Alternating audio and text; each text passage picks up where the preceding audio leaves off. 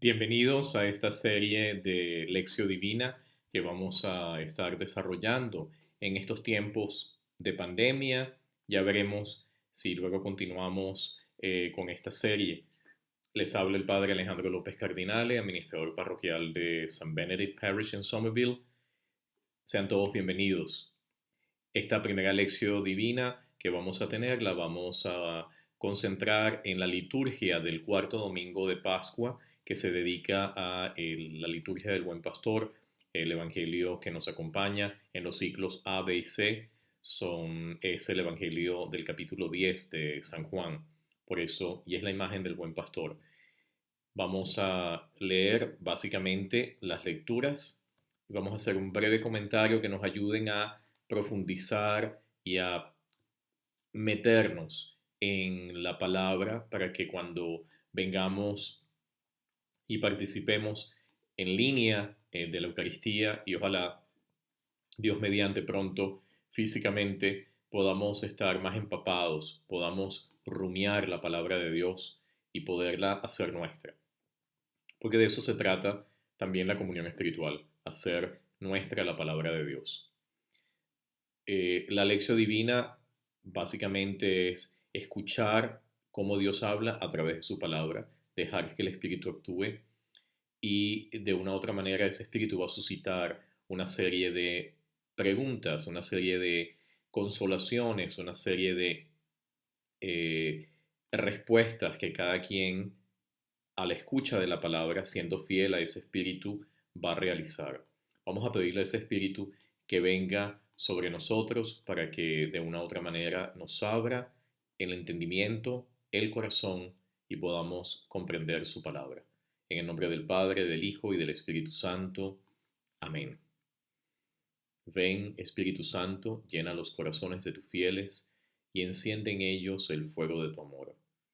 Envía tu Espíritu para que todo sea renovado y podamos nosotros realmente no solo ser receptores, sino al mismo tiempo también transmisores de esa palabra viva que es Jesús en medio de nosotros. Gloria al Padre, al Hijo y al Espíritu Santo, como era en el principio, ahora y siempre, por los siglos de los siglos. Amén. San Benito, ruega por nosotros. En el nombre del Padre, del Hijo y del Espíritu Santo. Amén. La lectura de este domingo, la primera lectura está tomada de Hechos de los Apóstoles, capítulo 2, versículos 14, versículo 36 al 41.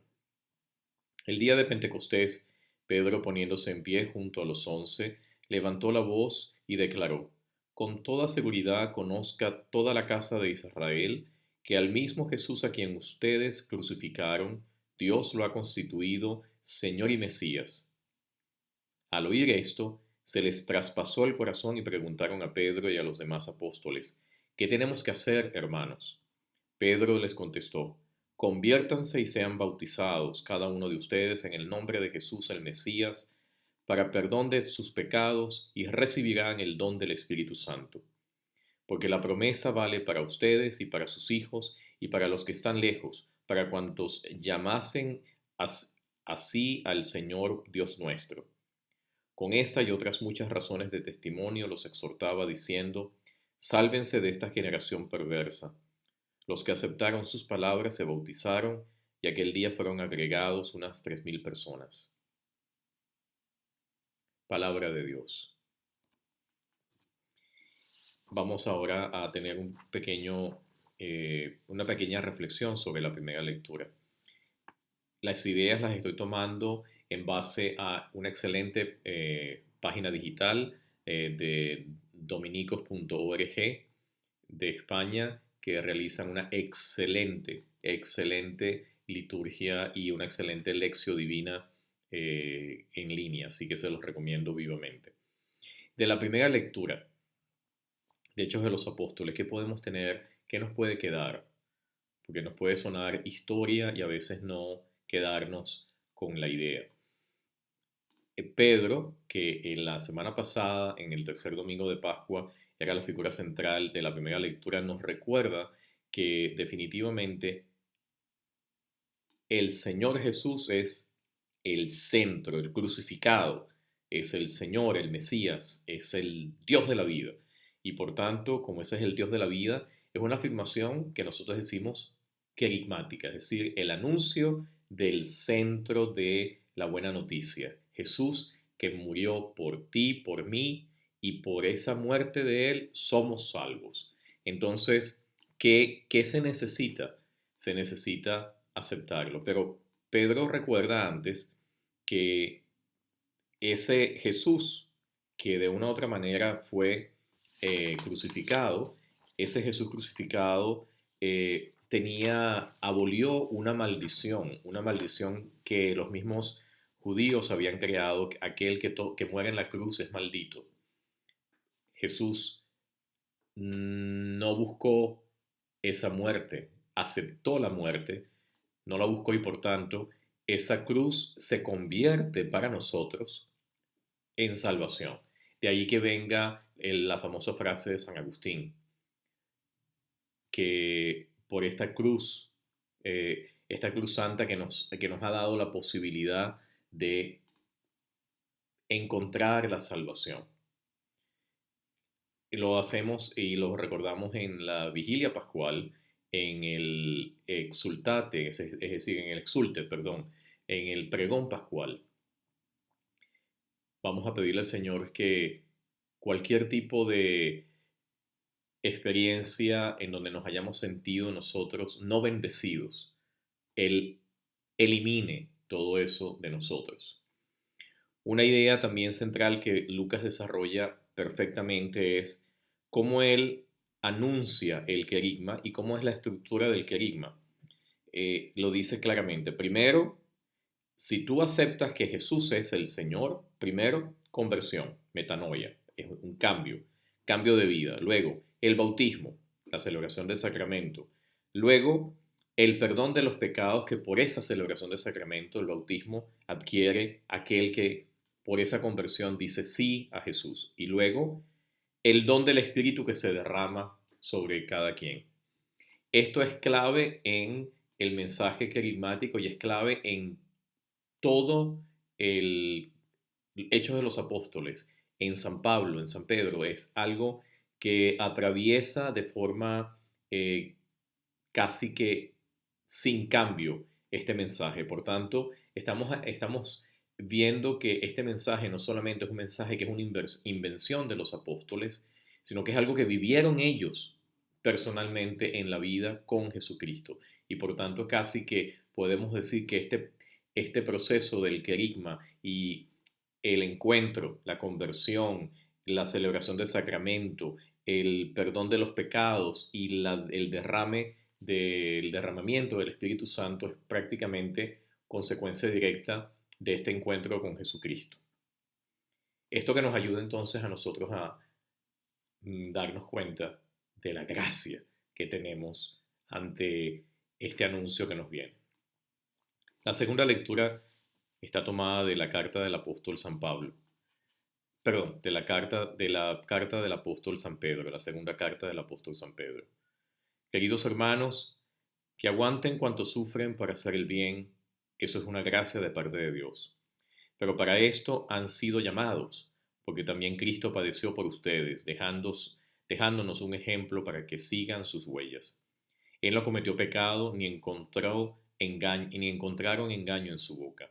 Él no devolvía el insulto cuando lo insultaban, sufriendo, no profería amenazas, sino que se entregaba al que juzga rectamente.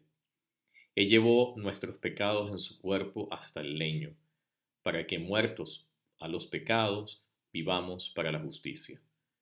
Con sus heridas hemos sido sanados, pues andábamos errantes como ovejas, pero ahora hemos sido convertidos por el pastor y guardián de nuestras almas. Palabra de Dios, te alabamos, Señor. Hace poco escuchaba una reflexión de un sacerdote español sobre que hemos sido sanados en las heridas. Se refería al segundo domingo de Pascua, cuando Tomás no estaba en medio de los apóstoles y Jesús tuvo que aparecer una segunda vez y le dijo, que pusiese la mano, el dedo en la llaga, la mano en el costado. Jesús nos sana a través de sus heridas. Jesús nos sana a través de nuestras heridas, de nuestros pecados. Jesús nos sana desde nuestras realidades humanas, desde no lo bueno que somos, sino aquello que implica el barro, implica la condición no buena, que tiene que ser transformada por su gracia. Lo bueno es bueno, no tiene que ser convertido, pero sin embargo aquello que no es bueno tiene que ser convertido para que con lo bueno trabajemos en función de un llamado que nos hace el Señor, que es ser santos. Por tanto, no temamos que el Señor nos sane de nuestras heridas y no temamos ofrecer nuestras heridas al Señor. Del Evangelio según San Juan capítulo 10. En aquel tiempo dijo Jesús: en verdad les digo, el que no entra por la puerta en el aprisco de las ovejas, sino que salta por otra parte, ese es ladrón y bandido. Pero el que entra por la puerta es pastor de las ovejas. A éste le abre el guardia, y las ovejas atienden a su voz, y él va llamando por el nombre a sus ovejas y las saca fuera.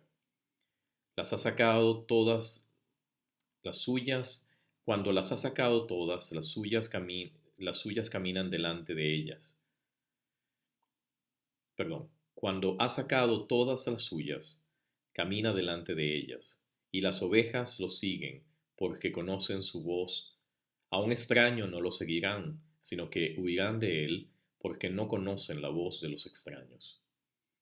Jesús les puso esta comparación, pero ellos no entendieron de qué les hablaba. Y añadió Jesús: en verdad les digo, yo soy la puerta de las ovejas. Todos los que han venido antes de mí son ladrones y bandidos, pero las ovejas no los escucharon. Yo soy la puerta, quien entre por mí se salvará, y podrá entrar y salir, y encontrará pastos. El ladrón no entra sino para robar y matar y hacer estragos. Yo he venido para que tengan vida y la tengan abundantemente. Palabra del Señor. Una de las características del Evangelio de Juan es que él coloca en boca de Jesús esta frase yo soy, el famoso ego eimi. Este yo soy quiere recordar la experiencia del pueblo de Israel en el Éxodo, cuando Moisés se encuentra con la zarza ardiendo y el mismo Dios se revela con el nombre de yo soy el que soy. Ese yo soy el que soy para Juan es Jesús, que se manifiesta como el agua viva, como el pan de vida, como el buen pastor, como la puerta, como la resurrección, el camino, la verdad. Es decir, Juan está haciendo primero una declaración de fe. Una declaración de fe en Jesús. Y lo coloca como la puerta. Para aquellos que trabajan en construcción, la puerta es un momento en que se definen espacios. Lo de afuera y lo de adentro. Lo de adentro y lo de afuera. Jesús nos invita a que la manera para poder nosotros entrar en el reino del Padre es a través de Él. Ninguna otra puerta, nadie más, Él. Él es la puerta. Y esto nos recuerda el Antiguo Testamento, que utiliza mucho esa imagen de la puerta. Portones, alzad los dinteles, levantaos puertas antiguas, o si no, el famoso Salmo 22, ya están pisando nuestros pies tus puertas, Jerusalén. Es decir, la puerta es un signo de llegada, de libertad, después de haber caminado de un nuevo ámbito. Es el ámbito de encontrarse con lo sagrado, de encontrarse con ese Señor que se derrama en su amor. Ese mismo Señor que se derrama en su amor, Jesús dice, yo soy esa puerta para poder llegar allí. En esta declaración de fe, Juan nos recuerda que no hay otra puerta. Entrar y salir por esa puerta solamente, es decir, a través de Jesús. En este tiempo de Pascua, el Señor nos recuerda que es a través de Él, solo en Él, desde cualquier situación de vida que tengamos, desde nuestras heridas que Él quiere sanar, desde estos encuentros que nos han llevado a la conversión y en donde hemos celebrado los sacramentos, en donde el Espíritu se nos ha derramado, Él nos dice, yo soy la puerta. Para que podamos tener alguna pregunta para esta semana, ¿qué tenemos entonces que hacer? ¿Qué tendríamos que hacer? ¿A qué nos invita la palabra? Primero, a que reconozcamos que Jesús es la puerta, que queremos entrar por esa puerta. Queremos hacer esa experiencia de camino, entrar para que Él nos reciba en lo sagrado. Luego que Él nos recuerda que tenemos un pastor que ha venido y como termina el Evangelio, para que tengamos vida y la tengamos en abundancia.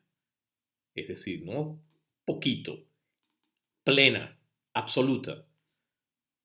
Y tercero, nos recuerda que Jesús está vivo, que la muerte no tiene la última palabra, sino la vida, la esperanza.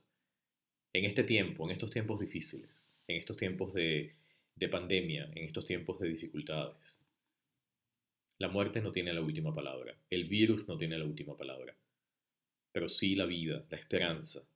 Y tanto tú como yo debemos ser agentes de esperanza, agentes de conducir a todos a la puerta que es Jesús. Que tengan todos una feliz cuarta semana del tiempo de Pascua. Dios les bendiga.